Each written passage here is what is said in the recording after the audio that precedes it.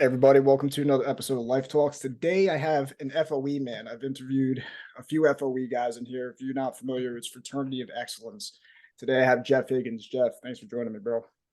Thanks for having me, Michael. I'm excited to be here. Yeah, so for people who don't really know you, if you could just share a little bit, maybe just starting out with FOE, what made you join FOE, and maybe sharing what your journey into joining that group and how that's helped you. Sure. I'll just say a little bit about myself. I'm a self-employed real estate investor. Been doing that for over 15 years and moved from Massachusetts to Florida in 2019. That was a big change of life. I have a wife and a daughter, and I also have a son. And just a family man, businessman, and FOE man. What made you move from Mass to Florida? Quality of life. It's cold up in Massachusetts and you got to shovel snow a lot. And we'd vacation frequently to Florida, and I just loved it. And we found ourselves coming down here more and more. And I'm like, why am I flying back home there? I'd rather be visiting there and living here. So when did you move? I moved in 2019. 2019. Yeah. So I beat the crowd. Once COVID happened, everyone else moved down here. Yeah, that's why I'm really asking about that, because 2020 hit and I just saw all the political bullshit and all the lies. So for me, I'm still looking for home. I'm out in Jersey. It's very fucking blue. So, and I think for me, for me, that was the main reason I joined FOE, because I just saw, I connected with guys like Elliot Hulse, George Bruno, Zach Small, and they were just speaking truth. The mandates and all that stuff. But for the sake of this conversation, won't keep it political. But maybe if you could just dive into more the real estate. What really got you into real estate, and maybe for people who are interested in real estate now, like the market. How is the market now? So maybe starting with real estate, what got you into that first? Sure. I was looking for ways to make money. I was always interested in money, and I didn't know anything about real estate, but the more I looked around, the more I saw that there was a lot of successful people that had what I wanted. And I was like, man, a lot of them seem to be in real estate. So I started reading a lot of books and looking around and trying to envision how I would do it. And eventually, I like to try stuff out and not just theorize. So I dipped my toe in, and when I dip my toe into something and it goes well, then I jump all the way in. So it was one at a time.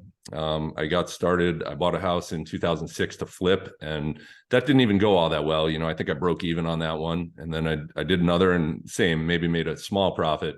And then luckily I figured out that the game was more, for me, holding rentals and trying to collect cash flow and borrow against that. And so I bought a rental property, and I had no idea if it would work. I was like, I don't even know if people pay their rent, or how is this going to go? But once it started to work, I dove all the way in and tried to buy as many rental properties as I could. Yeah, it's interesting to bring that up, because that's something that I've been thinking about a lot recently. It's like the ability to fail forward. It's a very simple quote, but like your ability, you said, started in 2006.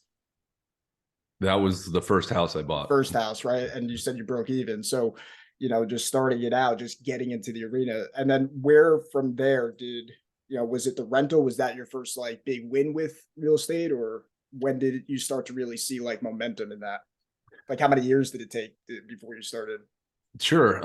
It wasn't even that it was a big win, but like it was stabilized. So I bought the place, and I made contact with the tenants, and after the first couple months, when things were running relatively smoothly, pretty easily, and it was more predictable than I imagined, I was like, okay, I can depend on this rent coming in, and I know I can support this much of a loan on it. So if I refinanced shortly after I bought it, and it freed up a little bit of capital to take on the next one.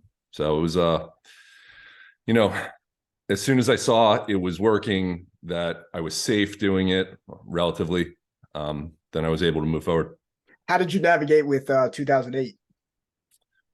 It was an interesting time. Well, the first buy and hold property I bought was in 2008, and the bubble had already burst when I was buying, but it had barely burst. So if I look back at my career, my best buys were in 2010, 11, and 12. 2008 was too early. However, that's the beauty of real estate. As long as the cash flows well, you don't have to react to the prices of the market so much, as long as, you know, you're taking in money every month.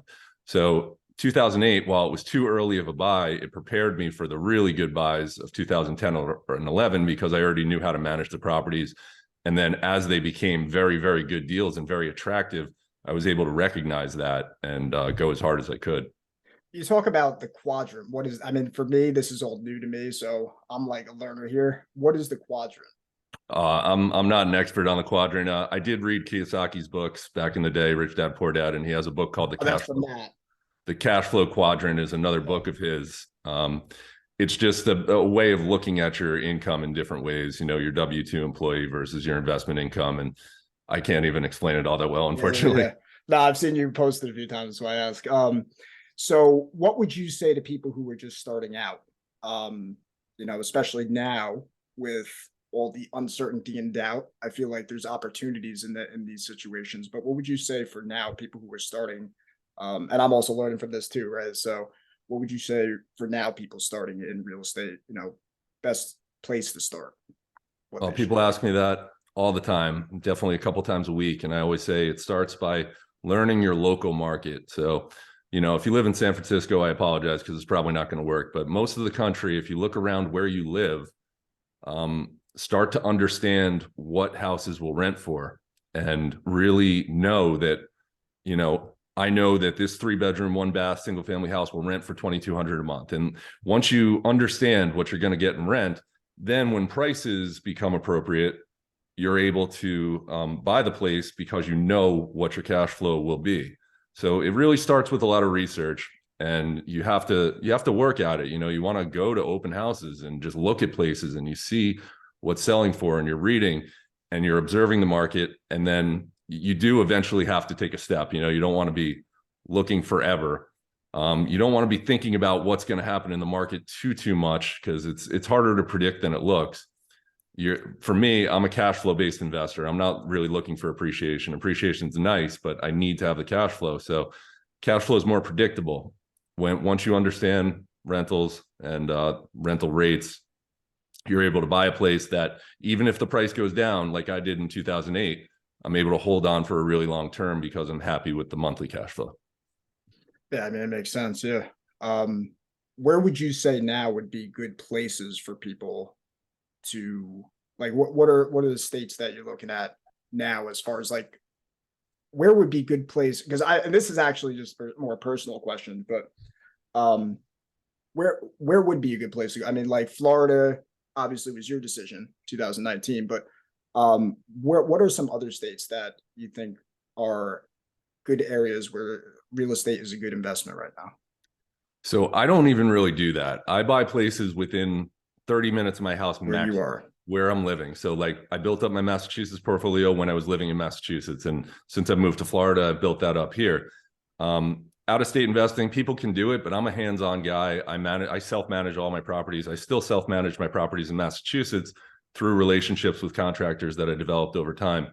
I'm a local guy. I think, you know, I don't look at other markets. I want to be able to touch it, and I understand what's going on here. Part of the reason I moved to Florida, I said quality of life, but I also thought that the real estate market was very well positioned for future appreciation while still offering cash flow. So How would you say it was then versus now? the cash flow is a lot better. Property has exploded since I moved down here. COVID allowed work from home. The only thing that was holding Florida real estate back was lack of employment. But now that you can work from home, that problem has been diminished a little bit. So properties have gotten very expensive in Florida. It's harder to find cash flow, but I'm in it all day, every day, and I've still managed to find quite a few good deals this year. Awesome. All right, changing gears a little bit. You know, obviously being in FOE too, I've seen some of the, I could definitely be more into it. I'm coming out of my shell a little bit more each day, but you know, I've seen a lot of the stuff that you post, and you post a lot of relationship advice. And I think especially one of the things that I like about FOE is it's showing men how to be men, right? And I talk a lot about this. I've spoken about it with Jerry. I've talked about it with Zach. I've talked about it with Anthony. You know, maybe starting there, because I've asked this question to just about every FOE guy in here. What makes a man a man? Wow, that's a big question. How about if I just start with why I joined FOE and Yeah, sure, that's fine. what I've learned so far. I mean, the relationships is a big part of what I talk about on FOE, because one of the first reasons I was looking was because my marriage has been good. I've been married for over 10 years, and we've always been very good friends, respectful, and we enjoyed each other. But I sensed something was missing. I wanted more. I wanted more fire in it. So I was doing some research on like, what am I doing wrong? Because it's probably something. Or what is she doing wrong, actually? And part of the process was she's not doing anything wrong. Yeah, I'm doing something wrong. And that's the beauty of being a man. Like, you can change your circumstances so much by becoming a better man and addressing your weaknesses. So I was fortunate to find some of Zach Small's content.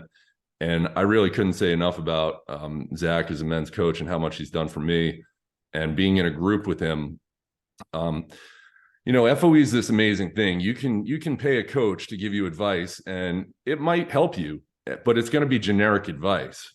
But if you spend time in a group like FOE, everyone gets to know you, so the advice is tailored to me. They know who I am and my circumstances. So a lot of the feedback I got in the early years was very valuable. And like I said, with real estate, I don't think about things forever. I do try things out. So when I try things out, I get feedback of what's working and what's not. So I've been able to use FOE to really transform my life, improving a lot of my weaknesses, and some weaknesses I didn't even know I had. We have exposure to our immediate surroundings, our fathers, our brothers, our uncles, our friends. And I had exposure to a lot of them, and they're good guys, but there's a lot of guys in FOE I did not have exposure to. So they brought a new perspective to me that I was missing things. I was missing some things from a masculinity perspective. And over the past couple of years, I've learned a lot, and my life has improved drastically. I mean, I couldn't even tell you how today is the best it's ever been. I feel better than ever. I don't know what more I could say as far as. No, you look better than ever too. Because I saw old pictures of you and like new pictures of you. It's amazing how much like just that fire. Once that fire is ignited, you can just see that difference. I did a podcast with Matt Izzo. You can see the before and after when that fire is ignited. When you're around like-minded men, who encourage you. The idea of iron sharpens iron. What I heard you say there is absolutely. I see myself in you as well, in the sense that. For me, it was 2020. I had porn addiction. So I'm like, this is a weakness. I need help. Right. So, I think absolutely the ability to have responsibility and to put your balls on the line and say, hey, I need help. I'm weak here. I'm weak here. I'm weak here. Make me stronger, like point out where, and I think it's there's power in like neutrality, like being able to, like you had originally said, like, is it me or is it my wife? It's all me. Could you maybe go into that more? Because, because when I say neutral, I think that there are toxic women, there are toxic men, and without the label of toxic masculinity, I think it's absolutely important for a man to take responsibility and lead his family. But does that resonate with you as far as neutrality? How do I take full responsibility? And then we can say, okay, you know what? This is off. Then I can point blame. I can't point blame until all my priorities on tip top. Well, a lot of what you said just resonated with me. You mentioned like you had an issue with porn. So what happens to most guys that have an issue with porn, or take it to alcohol or anything? Your friends are like, oh, it's not that bad, because it can be rationalized. And the FOE will actually tell you the truth. Like, no, you're like, you need to address this. This is a weakness. And so what if someone's worse than you? We're looking to be the best Michael you can be. I'm looking to be the best Jeff I can be. So if porn is in my way to being the best I could be, it needs to be eliminated. Whereas a lot of your friends, they're not going to tell you that. Yeah. Yeah. It's everybody wants you to tell the truth until it's really coming at you. And then it's, that's when it, yeah, that's why I think it's the ability to be neutral too, because I also think the ability, at least from what I've learned, and I like can go off a little bit off topic. I've been really reflecting on the difference between discipline and feeling good. And I think that also ties into the core of masculinity is the ability to really love discipline, to really love discipline. And it's not like like I'm doing this to put on like a front. Like it's like you actually grow to love discipline. And then when feeling good is it's an expression of being rooted in discipline first, then you can enjoy the feeling good. So I think at least for me, that's, I didn't delay gratification. So it was every time I felt like a little off, go right into the porn. So once I started to force myself and it's like, oh, this doesn't feel good. It's not supposed to feel good. Long term, I'm starting to see more and more of those benefits now. And I think that's, for me, that was the biggest thing, how to, it's like, it's a judgment, but it's a non-judgment at the same time, if that makes sense. Like, I think the worst thing you could do is shame and guilt and shame and guilt. It's just like, oh, you want to keep having pain? Keep doing what you're doing. Keep seeking the need to feel good, and then you'll have that. And for me, it's like that is what did best for me. What's your relationship with discipline and anything you want to say? I'm glad you brought that up, because as soon as you mentioned discipline, I think about like that's something I'm still working on. Like I'm really good at motivating myself and throwing myself at things because I want things. But my discipline still lags. And like, obviously we have guys in FOE, Jerry Adams is the most disciplined man I witness, and I take from his example. So it's just like another benefit of being with guys that can show you the way, good examples or bad examples. So discipline is something that I'm looking to improve on. Luckily I have a huge well of motivation, but it's a battle. Discipline is more reliable than motivation. I read Jocko and I read Goggins, and they've kind of made that clear to me. So that's something I'm going to be working on in the next year. Yeah. Jocko 4:30 a.m. every single day on Instagram. So it's like, yeah. So, on this podcast, I try to picture myself listening to this because I want to help like-minded men, and women too, who are looking for the same thing in a man. For other men who are struggling, what would you say to men as far as what is some relationship advice you can give to men? At least what I've, and I'll share what I've really reflected on recently is what's most important, and really please push back, is a man's mission.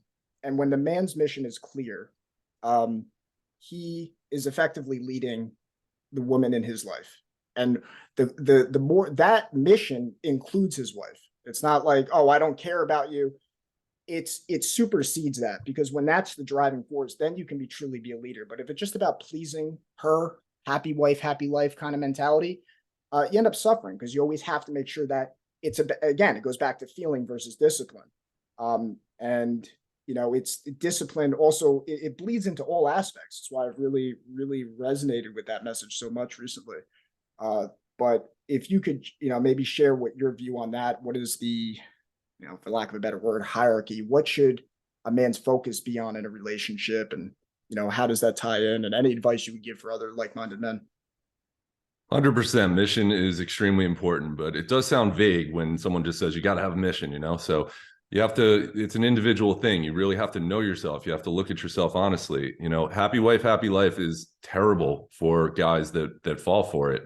And so many fall for it because you are now contorting yourself to the whims of a woman who is telling you, what they feel in the moment. And then you're trying to, take actions just to please her. Whereas a relationship works much, much better if you're on your own mission. Basically, the question you want to ask yourself is, would you want to follow you? Would you want to live in a household led by yourself? And if the answer is no, why is that? And you really have to examine that. You have to make yourself better. What are your weaknesses? You got to address your weaknesses. You need to know where you're going. You have to have a vision of where you're going, and be true to it. You can't self-sacrifice your way to happiness, is a cliche I've read before. And that's very true. And I see a lot of guys trying to do it. I'm going to run myself ragged, doing everything, doing all the chores, taking all the kids. And like, does she like me now? Does she like me now? Yeah. It's not the way to do it. You lead the way, doing the right things, obviously be a good father, but you're being a good father because that comes internally. You're internally motivated. You're not motivated because you want your wife's approval. You want to respect yourself. And then once you gain your own self-respect, the world sees that. Yeah, 100%. I think of shout out to Jerry, his circle. You know, the core of the circle is God, your mission, your focus, you know, taking care of yourself and then expanding that outwards. Whereas I believe, you know, it's your brothers, and then your wife, your family, and then society as a whole, and expands out. And the goal, I think, is to really to have your heart so full that you're giving to other people. At least that's what I've reflected on too. It's the idea of because I've really I see like alpha Twitter, and I try to see like there's to me where I think society is hungry for, at least what I'm hungry for, is this transition from red pill to white pill. So to change the topic a little bit and to explain what I mean by that, red pill is this, it's all about me. It's me centered, right? It's all about excuse me. It's all about, you know, it's really selfishness disguised as being good. But this transition for me, I think in society is so important from red pill to white pill. And I think that's faith centered. And I'm still trying to articulate it best I can, again, dealing with my own problems. But what is your view on faith and how that plays a role, you know? And I know that can be a heavy word for a lot of people. So my goal, one of the goals with this channel, is to try to not be like, trust in Jesus. Like, to me, that is such a, like, it's total. It's one of the reasons why I think so many people have turned away from that. I think it's intuitive to everybody what faith is. So what role, if any, has that played in your life, or is it simpler than that? So faith is a very individualized thing, you know, and from the people I've seen, especially in FOE, that embrace faith as very important to them, it looks like it works very well for them. You know, it gives them a grounding, a centering, and I admire that a great deal. But there's some guys that don't have faith, and they can do okay too. It doesn't completely rule you out. You know, it depends on what you're looking for. Personally, faith, you know, I grew up, I went to an all-boys Catholic school, and I liked it. You know, I considered myself a good Catholic, and I liked going to, I did well in religion class, and I got confirmed and all that stuff. And I kind of fell away from it as I got into my late teen years and through my 20s. Recently, I've tried to go back to the Catholic Church. Maybe like 2 years ago, I started going to church, and I like the ceremony of it, and I like being there. It's peaceful. But I don't like a lot of the messaging today in the Catholic Church. I feel like it's more turn the other cheek than Jesus was a warrior. So I find that a lot of guys in church are happy wife, happy life guys. It's like a soft message. And sometimes it even gets political, and I don't agree with the political stances they push on me. So Catholic Church, unfortunately, is not for me. I do believe in God. I just don't know what religion he is. Yeah, I like that. For me, yeah, I can resonate with that, because for me, I'm a big fan of like Second Amendment and guys who are pro Second Amendment, you know, but then you have the idea, like, there's so many paradoxes to me, paradoxes are like, as you're getting to higher truth. So it's like, it's like when you have a message like Christ says, he who kills with the sword dies by the sword. But I also, like, I agree with that message, because if you're going around killing, you get that pushback. But at the same time, it's like, you know, I have that 300 Braveheart kind of vibe too, where it's like, I respect the hell out of the warrior. And Gandhi had a quote where he basically said that, you know, people think he was like just this big hippie, but he really wasn't. He had a quote where he said that he prefers Spartans, that he prefers the warrior to the person who is on the sidelines. So someone who's just like, oh, peace and love, right? He prefers the warrior to that. But even higher than that is the one who he sees death, he faces death, but he chooses not to. And I think that takes such a tremendous amount of courage, wisdom, and all that. And I tend to agree with that. But you know, I think as far as church, I resonate with you too, is because it's like, if you're truly gonna, at least for me, if you truly follow Christ, Christ is within. It's not going to come from a priest. It's not going to come from the church. That can be a beacon to finding it within yourself. And I think it's really, especially now everybody wants to give their own advice, follow this person's advice, follow this. To me, the best person to follow, the best priest, the best guru, whatever, is the one who points it back within yourself. And that's hard because you have to be kind of, like I was saying earlier, like neutral to be able to bounce it back to you. But I look at things like I've questioned things like in church, like I don't know if you remember, like when they would do gospel reading, they would press here, here, and here. Mm-hmm.